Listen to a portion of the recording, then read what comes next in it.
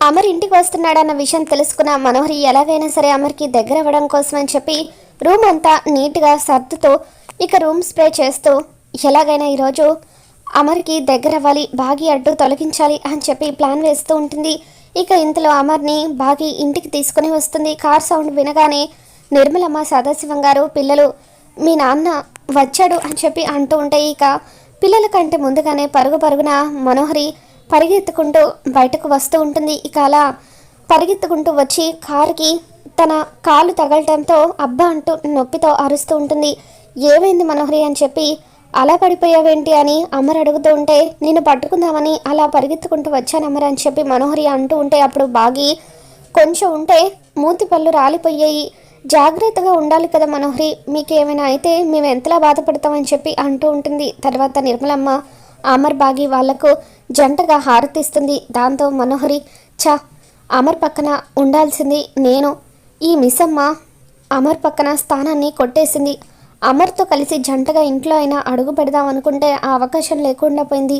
ఎలాగైనా ఈ మిస్సమ్మ అడ్డు తొలగించి అమర్కి దగ్గర అవ్వాలనుకొని బాగి అమర్ని లోపలికి తీసుకొని వస్తూ ఉంటే కావాలనే కాలడ్డం పెట్టి బాగిని కింద పడైపోతూ ఉంటుంది. అమర్ కింద పడబోతూ ఉంటే అప్పుడు మనోహరి అమర్ని పట్టుకుని ఏంటి మిస్సమ్మ ఇది, అమర్ అసలే హాస్పిటల్ నుండి డిశ్చార్జ్ అయ్యి వస్తూ ఉంటే జాగ్రత్తగా చూసుకోవాలి కదా, నీకు హాస్పిటల్లో నిద్ర లేనట్టుంది, నువ్వు పెరుగన్నం తిని బజ్జో, అమర్ని నేను చూసుకుంటాను అని చెప్పి అమర్ని దగ్గరుండి ఇక అలా మనోహరి తన భుజం మీద చెయ్యి వేసి గదిలోకి తీసుకొని వెళ్తుంది. మనోహరి మాటలకు బాగి ఎంతగానో బాధపడుతుంది. కిటికీ దగ్గర నుండి ఇదంతా చూస్తున్న ఆరు కూడా మనోహరిని చూడగానే ఒళ్ళు మండిపోతూ ఉంటుంది. ఇక ఆ తర్వాత సదాశివం గారు, నిర్మలమ్మ బాగికి క్లాస్ పీకుతూ ఉంటారు.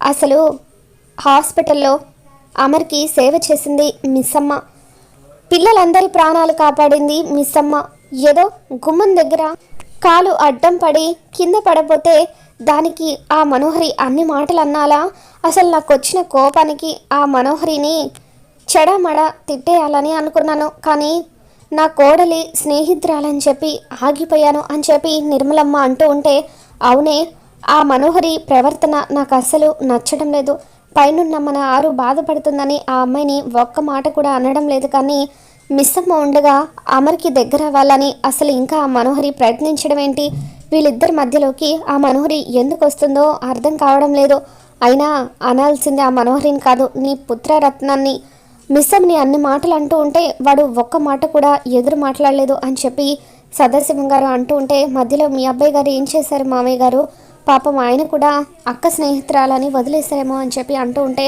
చూడు మిస్సమ్మ, అయినా ఆ మనోహరి నీ భర్తను చూసుకుంటూ ఉంటే నువ్వెందుకు ఊరుకుంటున్నావు, నీకే చెప్తున్నాను, ఆ మనోహరి మీ ఇద్దరి జీవితాల్లో ఉండడం మీకు అంత మంచిది కాదు, నా కోడలు ఆరు భర్త జోలికి వస్తే స్నేహితురాలని కూడా చూసేది కాదు, చంపేసి ఉండేది అని చెప్పి సదాశివం గారు అంటూ ఉంటే అవునా మామయ్య గారు, ఇకపై నేను కూడా ఆ మనోహరిని ఎలా ఆడుకుంటానో చూడండి అని చెప్పి అంటూ ఉంటుంది.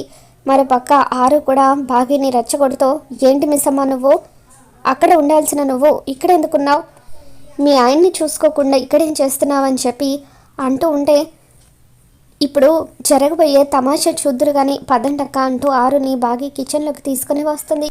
అమర్ని గదిలో పడుకోబెట్టి నీకు ఏం కావాలన్నా నన్ను అడుగు అమర్, నీకు మంచినీళ్ళు కావాలా, ఆరు లేని లోటు నేను నీకు తీరుస్తాను, నిన్ను దగ్గరుండి కంటికి రెప్పలాగా చూసుకుంటాను, నీకోసం ఇప్పుడే కాఫీ తీసుకొస్తాను అంటూ అలా మనోహరి కిచెన్లోకి వస్తుంది. కాఫీ పెట్టడం రాని మనోహరి కాఫీ పెట్టడానికి నానా తిప్పలు పడుతూ ఉంటుంది. ఇక అలా కాఫీ పౌడర్కి బదులుగా ఏదో పౌడర్ని పాలల్లో మిక్స్ చేస్తూ ఉంటే ఒక్కసారి అక్కడ జరుగుతున్న తమాషా చూడండి అక్క అంటూ బాగి ఆరుకి చూపిస్తూ ఉంటుంది. ఇక మొత్తానికి అలా సదాశివం గారు ఆరు వీళ్ళంతా కూడా బాగిని రెచ్చగొట్టడంతో మనోహరికి బుద్ధి చెప్పాలని బాగి అయితే ఫిక్స్ అవుతుంది. మరి ఈ వీడియో మీకు నచ్చినట్లయితే తప్పకుండా లైక్ చేయండి.